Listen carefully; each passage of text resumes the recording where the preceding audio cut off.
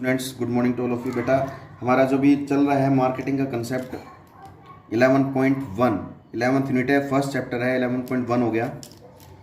तो मार्केटिंग का मीनिंग हमने लास्ट टाइम में पढ़ा था, दोबारा पढ़ लेते हैं। मार्केटिंग होती क्या है? Marketing, what do mean by the marketing? Marketing होती क्या है? क्या लिख रखा है कि मार्केटिंग का मतलब क्या कह रहा है?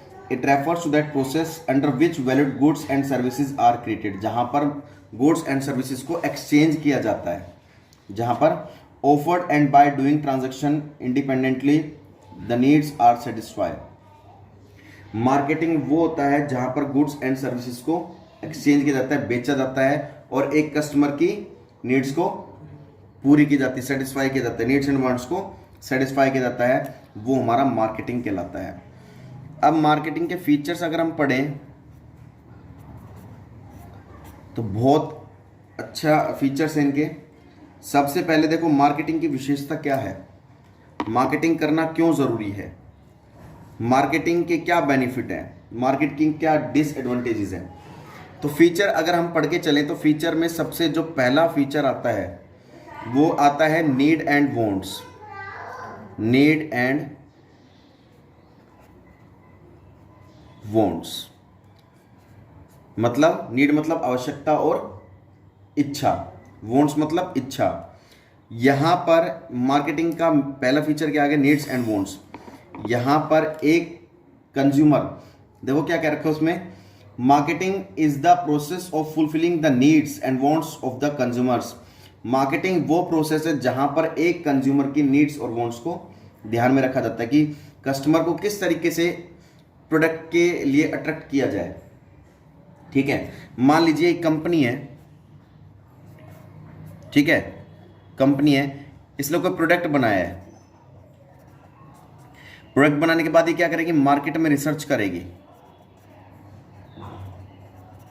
मार्केट में रिसर्च करती है कि कस्टमर किस तरीके के हैं, उनकी इनकम लेवल क्या है, उनका लिविंग स्टैंडर्ड क्या है, और उनको किस तरीके से अपने इस प्रोडक्ट के लिए क्या किया जाए, अट्रैक्ट किया जा सकता है, ताकि उनकी नीड्स एंड वांट्स सेटिस्फाई हो जाए, पूरी हो जाए।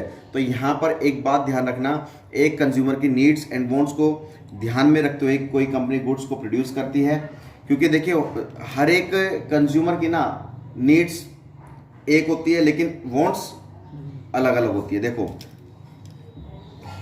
मार्केट में चाहे कोई भी कंज्यूमर हो, मार्केट में चाहे कोई भी कंज्यूमर हो, बहुत ध्यान से सुनना, सबकी, जैसे मान लीजिए ये कंज्यूमर है एक, ठीक है, ये भी कंज्यूमर है एक,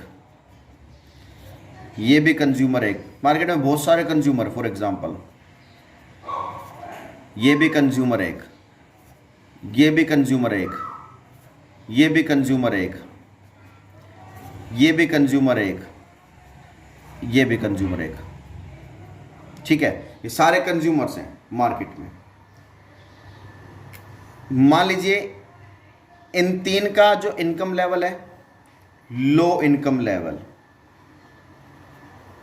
इनकम, इन तीन का इनकम लेवल लो है, इन तीन का income level medium income level,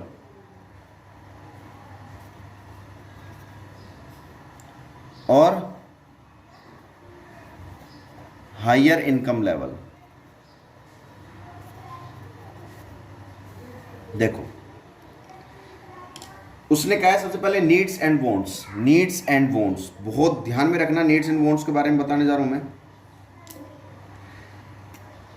तीन तरह के हमारे पास व्यक्ति हैं जिनका इनकम लेवल क्या है। एक का इनकम लेवल, एक ये कमाते हैं 5,000 रुपये पर मंथ, ये कमाते हैं जी 7,000 रुपये पर मंथ, और ये कमाते हैं जी 20,000 रुपये पर मंथ। ठीक है, किसका लिविंग स्टैंडर्ड ज़्यादा अच्छा होगा? 20,000 वाले का होगा, क्योंकि ज़्यादा कमाता है। लेकिन यहाँ पर बात करते हैं नीड्स एंड वांट्स की, क्योंकि देखिए नीड्स एंड वांट्स, जिसका जितना लिविंग स्टैंडर्ड अच्छा होगा वो उतनी ज़्यादा गुड्स को परचेज करेगा। सबसे पहले ध्यान रखिए, नीड्स सबकी सेम होती है, नीड्स सबकी सेम होती है, लेकिन वॉन्ट सबकी डिफरेंट होती है। नीड सबकी क्या है? रोटी कपड़ा और मकान। भाई सब नीड क्या है? सबकी आवश्यकता क्या है? रोटी कपड़ा और मकान। रोटी कपड़ा और मकान, यानी नीड इसकी भी सेम रहेगी, रोटी कपड़ा मकान, इसकी भी नीड सेम रहेगी, रोटी कपड़ा और मकान, और इसकी भी नीड सेम रहेगी, रोटी कपड़ा और मकान। आवश्यकता है वो तो, लेकिन इच्छाएं किस पर डिपेंड करती है? आपके इनकम लेवल पर।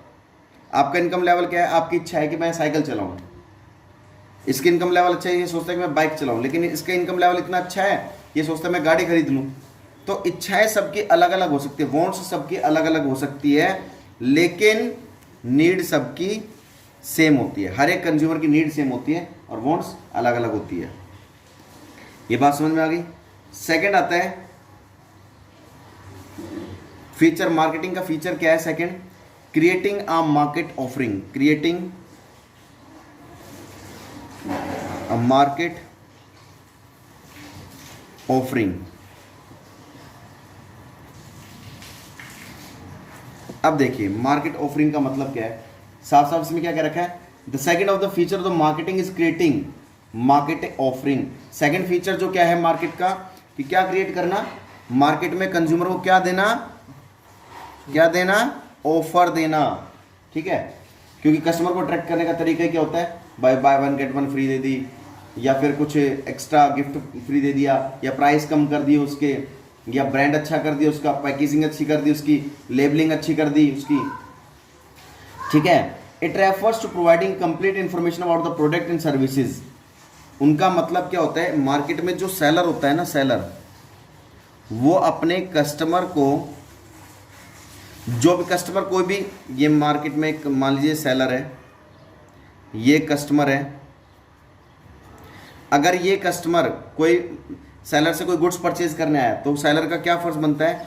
उस प्रोडक्ट से रिलेटेड उसको सारी इंफॉर्मेशन किसको देगा? कस्टमर को देगा। ठीक है ना? एक सेलर का क्या फर्ज बनता है? माल बेचने वाले का क्या फर्ज बनता है? कि अपने कस्टमर को हम क्या करेंगे? सारी प्रोडक्ट से रिलेटेड, जो प्रोडक्ट खरीदना है उस प्रोडक्ट से रिलेटेड सारी इंफॉर्मेशन उसको देगा, और जो भी उस प्रोडक्ट पे ऑफर होगा तो उसको वो प्रोवाइड करेगा, उसको ऑफर करेगा। ठीक है, कि भाई अब इंफॉर्मेशन लाइक प्रोडक्ट का नेम, भाई प्रोडक्ट का नाम क्या है, इसका ब्रांड क्या है, इसके कलर क्या है, इसका वेट क्या है, इसका डिज़ाइन क्या है, ठीक है, इसके बेनिफिट्स क्या क्या है, इसके साइड इफ़ेक्ट्स क्या क्या है, डिसएडवांटेजेस क्या क्या है, मतलब एटसेट्रा। तो ये सारी इंफॉर्मेशन होती है प्रोडक्ट से रिलेटेड, जो एक सेलर अपने कस्टमर को देता है। नेक्स्ट आता है, थर्ड आता है बेटा कस्टमर वैल्यू। थर्ड आता है कस्टमर वैल्यू। कस्टमर वैल्यू देखो, पढ़ के देखिए, तीसरा फंक्शन है, तीसरा फीचर है मैनेजमेंट मार्केटिंग का। A buyer analyses the cost and the satisfaction that a product provides before buying it. अब बायर, देखो कोई भी बायर होता है, बायर कौन होता है? जो माल खरीदने वाला होता है। कोई भी कस्टमर जो होता है, माल खरीदने से पहले क्या क्या पूछता है? कि उस गुड्स के प्राइस क्या है, ठीक है, उस गुड्स की क्या क्वांटिटी, क्या इसके साइड इफेक्ट्स है, क्या इसके बेनिफिट्स हैं। तो कहने का मतलब क्या है? Customer value. कस्टमर वैल्यू का मतलब क्या है? कि कोई भी बायर क्या करता है? अपने आप को सेटिस्फैक्शन देने के लिए पहले वो कुछ भी, किसी चीज़ को खरीदने से पहले उसके बारे में इंफॉर्मेशन लेता है। ठीक है, when he and she finds that the satisfaction that is provides outweigh the cost factors only then she buy it। अगर उसको, देखो मेरे को अगर कोई प्रोडक्ट अच्छा लगा तो मैं उसको खरीद लूंगा, अगर मैं सेटिस्फेक्शन नहीं मिल रही मुझे तो मैं उस प्रोडक्ट को नहीं खरीदूंगा। ठीक है, and the seller should manufacture the product keeping in view this tendency of the customers. एक सेलर का काम पता है क्या होता है? कि कस्टमर को किस तरीके से क्या किया जाए, अपने प्रोडक्ट के प्रति अट्रैक्ट किया जाए, सेटिस्फाई किया जाए, ताकि वो हमारे गुड्स को खरीदने के लिए तैयार हो जाए। तो यहाँ पर कस्टमर को वैल्यू दिया जाना बहुत ज़रूरी होता है, क्योंकि कस्टमर को आप वैल्यू नहीं दोगे तो वो आपके गुड्स को नहीं खरीदेगा। और फोर्थ जो लास्ट आता है वो आता है एक्सचेंज मैकेनिज्म। एक्सचेंज मैकेनिज्म क्या होता है मार्केटिंग का? यहाँ पर बेटा दो व्यक्ति होते हैं, मैं पहले बता चुका आपको, एक माल खरीदने वाला और एक माल बेचने वाला, that is seller, that is buyer.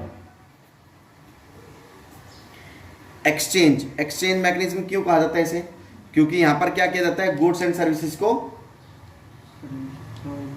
खरीदा और बेचा जाता है। यहां पर गुड्स एंड सर्विसेज को खरीदा और बेचा जाता है, तो यहां पर ये मार्केटिंग हमारी एक्सचेंज मैकेनिज्म होता है। भाई सेलर ने माल बेचा और बायर ने उसको पैसे दिए, तो हो गया ना एक्सचेंज आपस में, तो एक्सचेंज मैकेनिज्म इसको कहा जाता है। तो बेटा ये चार थे आपके टॉपिक, फीचर्स, चारों फीचर्स पढ़ने आपको अच्छे से, ठीक है। सबसे पहले needs and wants, second creative market offering, third था कस्टमर वैल्यू एंड फोर्थ है एक्सचेंज मैकेनिज्म। तो चारों को अच्छे से पढ़ना है आपको और समझना है। तब तक के लिए बेटा बिल्कुल सेफ रहिए, सुरक्षित रहिए, लेकिन इसको बेटा फिर नोटबुक में उतार जरूर लेना, ठीक है। जय हिंद, जय भारत।